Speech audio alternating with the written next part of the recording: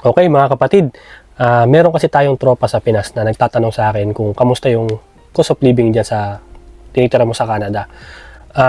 Well, para mapakita sa inyo kung okay ba ang cost of living dito, mahal ba, meron akong tinabing mga resibo. I mean, ito yung magmula ng unang grocery ko dito sa Canada.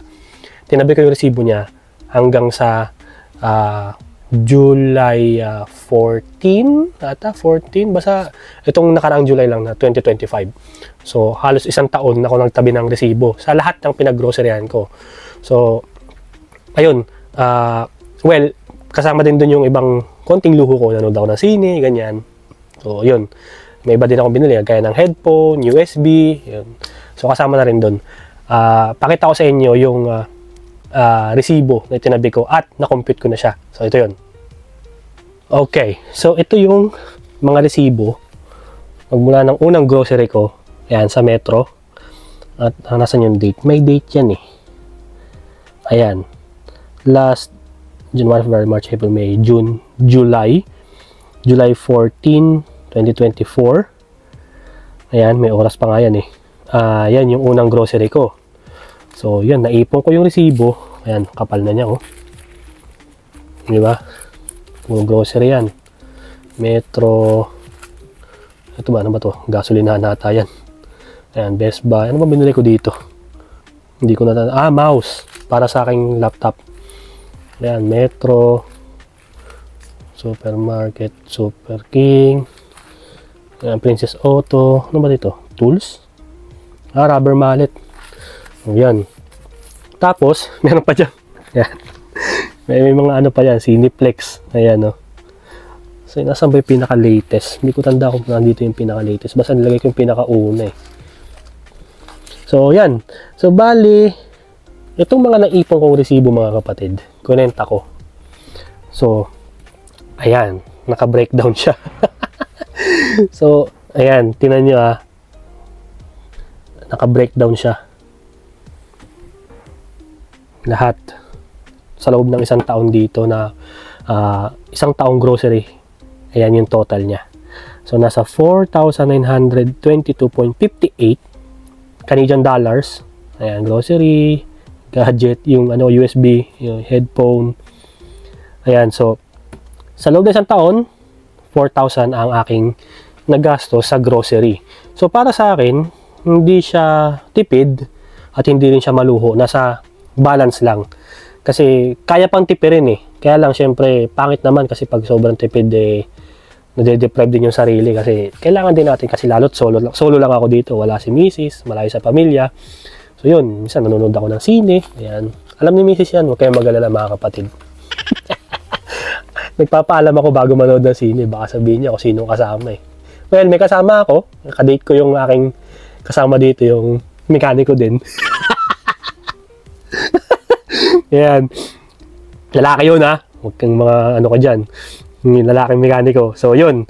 4,000, almost 5,000 Canadian dollar ang nagastos ko sa loob ng isang taon ng aking pag-grocery. Sa grocery lang yan. Yan. Tapos yung mga konting luho. But,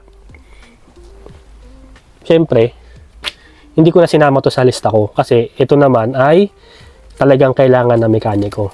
Mga tools. Well, ang binibili ko lang naman dito, mga special tools. Special tools ang mga binibili ko sa ayan, sa Snap-on, sa Mac Tools, tsaka sa Matco. Ayan. So, hindi ko na sinama sa kwenta kasi pag sinama ko pa sa kwenta, baka hindi na ako bumili. Ang mahal eh. Eh, syempre, nakakahiya din na manghiram ka lagi ng tools sa ibang lahi. Syempre, nakakahiya din. Kaya, yun, kahit pa paano, nag-invest ako sa special tools. Yun yung total na gastos ko sa loob ng isang taon sa grocery. Huwag na natin isama yung tools.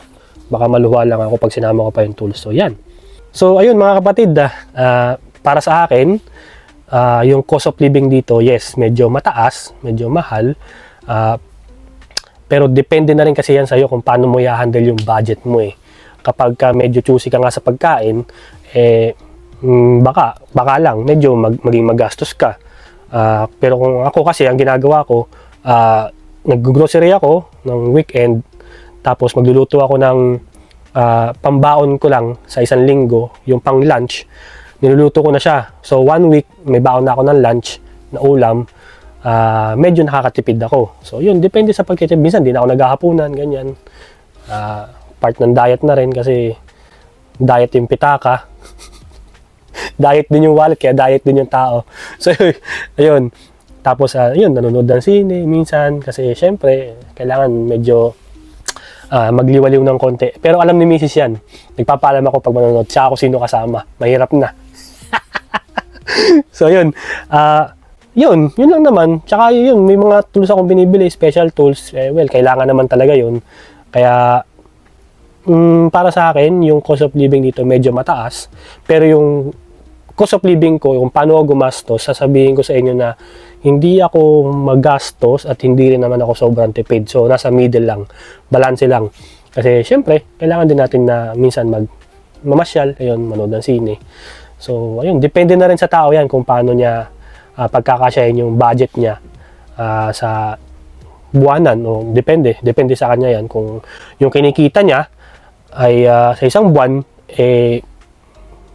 choosy sa pagkain at mahilig kumain sa labas, talagang medyo mauubos ang budget niya. So yun, sa akin sakto lang yung cost of living dito based sa sahod ko, sakto lang naman siya. Medyo yun, depende sa tao yan. So yun,